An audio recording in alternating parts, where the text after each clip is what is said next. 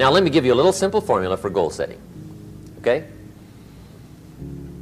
We take 2.5 hours on the weekend for the whole 10-year plan. We don't have time for that tonight. But let me get you started with a little simple formula Mr. Schoaf gave me. And maybe this will be helpful. First of all, I've divided goals into 2 parts. First is long range. Long range goals. That's your dreams. Your dreams for the next 3, 5, 10, 20, 30, 40 years. Actually, the rest of your life. Your dreams. You've got to keep dreaming. Ronald Reagan, president, said to the joint session of Congress a few weeks ago, "The Republic is a dream. And if we don't keep dreaming, we will lose the Republic." Your better future is a dream for yourself and for your family. Where do you want to go? What do you want to do? What do you want to be? What do you want to see? You've got to dream dreams. There's a Bible phrase that says, without dreams and visions, people perish.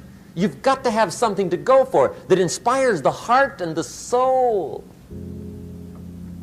Dreams.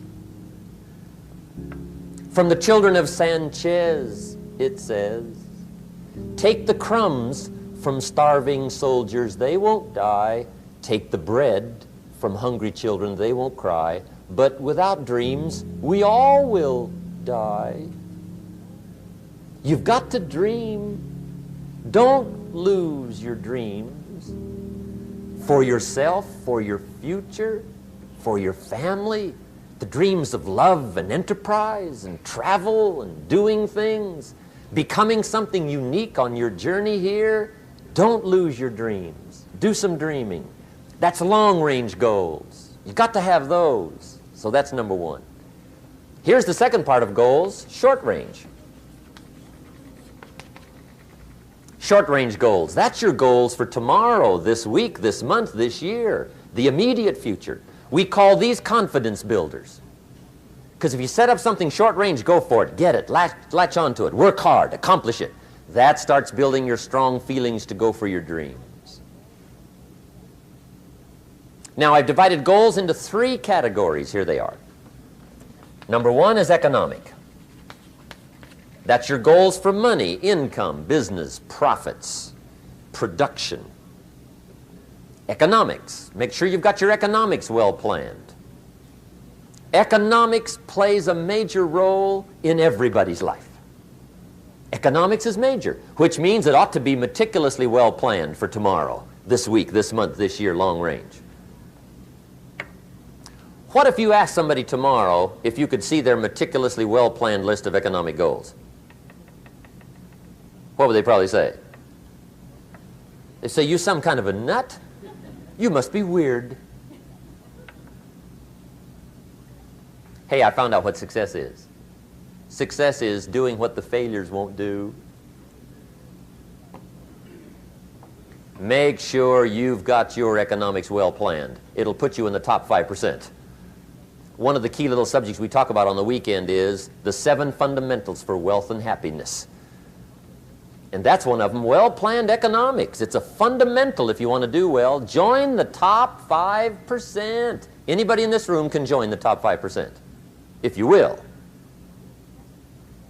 Okay. Now here's the second category of goals, things. Make a list of the things you want.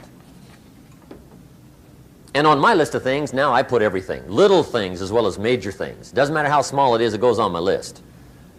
I used to just put major things, cars, homes. I don't do that anymore. I now load my list with everything. Everything. And the reason is, part of the fun of having a list is checking it off. That's it. Boy, at the end of the day, if you can go, got it, got it, got it, got it, got it, got it, whatever it is, right? You get into the habit. So load up your list, the things you want. Now, when you check off something major, celebrate. That's an important point to make. Celebrate your achievements. Live it up. Have a party when you reach something you've worked for a while. See, we all grow from 2 experiences. One is called the pain of losing. The other one is called the joy of winning. We need both of them. Amplify them as much as you can, which also means make losing painful. If you set up something, fooled around, didn't get it, put it on yourself. On the other side, if you did get it, congratulate yourself. Self-congratulations is a sign of maturity. Seeking congratulations is a sign of immaturity. But hey, winning and losing, see, that's what it's all about. That's the name of the game. Now, some people lead such mediocre lives, at the end of the day, they don't know whether they're winning or losing.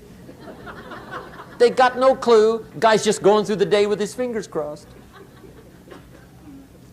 There's a better way.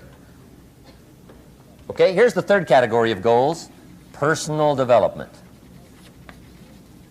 Put those goals together. Personal development goals. That's your goals to be stronger, more decisive, be a speaker, be a leader, learn a language, all kinds of skills. Okay? The whole weekend seminar was designed to improve all your skills so that you walk away more skillful. And that's what you want, the personal development skills. That's what attracts, that's what brings good things to your life, the person you become more skillful. Now, this is quite a package to work on. Economics, things, personal development. For tomorrow, this week, this month, this year, long range. Okay? That'll get you started. Now, here's the simple formula for setting goals. It goes like this. A, work on your goals. That's step one. Work on them. And I've put the word work there deliberately. Setting goals is plain hard work. I don't want to kid you. We haven't come here tonight to kid each other. It's work. I know it's work. That's why a lot of people just let it slide. It's work. Many people work hard on their job, but they don't work hard on their future.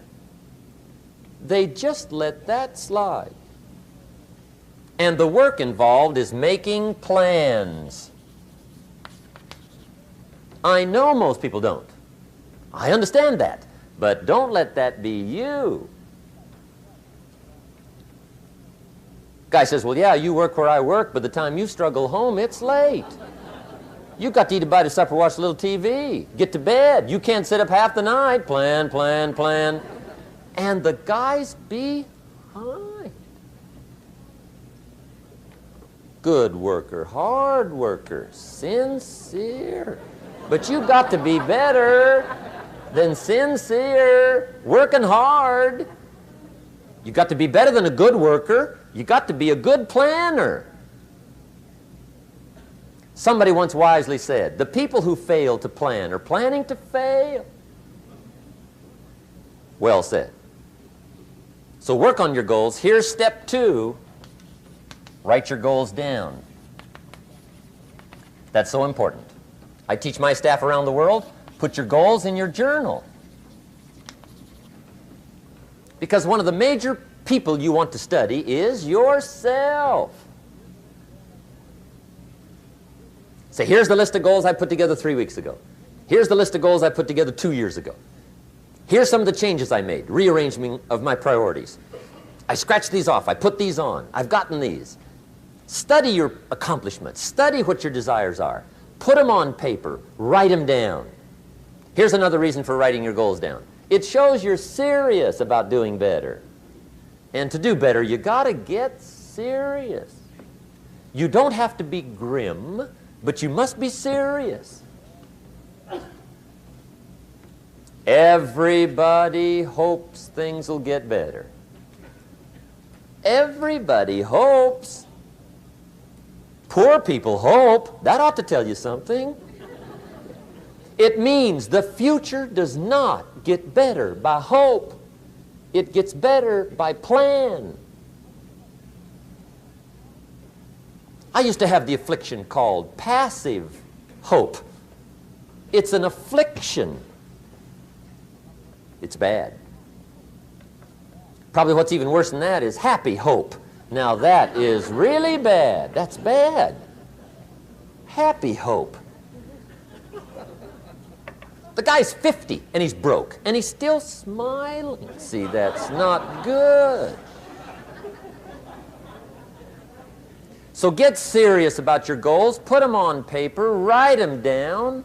There's all kinds. His goals, her goals, their goals. Business goals, financial independence goals, family goals. I mean, there's so many things to work on this that if you don't get busy and work on it, sure enough, the time will pass. And sure enough, 5 years from now, you'll wind up where you don't want to be, wearing what you don't want to wear, driving what you don't want to drive, being what you don't want to be. Now's the time to fix it. Now, here's the third step to your goals. Check the size of your goals and the kinds of goals. How big they are, what kind they are, affects you. And here's one of the important phrases of the evening. Your goals are affecting you, whatever they are. Your goals affect your handshake.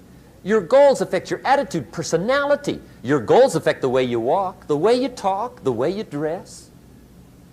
All day long, we're being affected by our goals.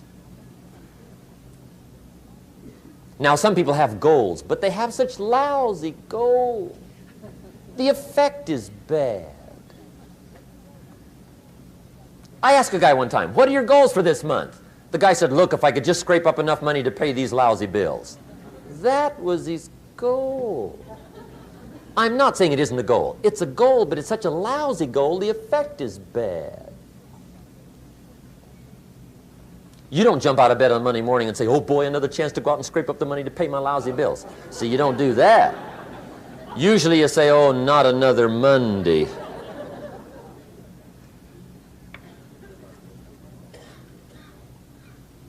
And some people have so given up on life, they have joined the thank God it's Friday club.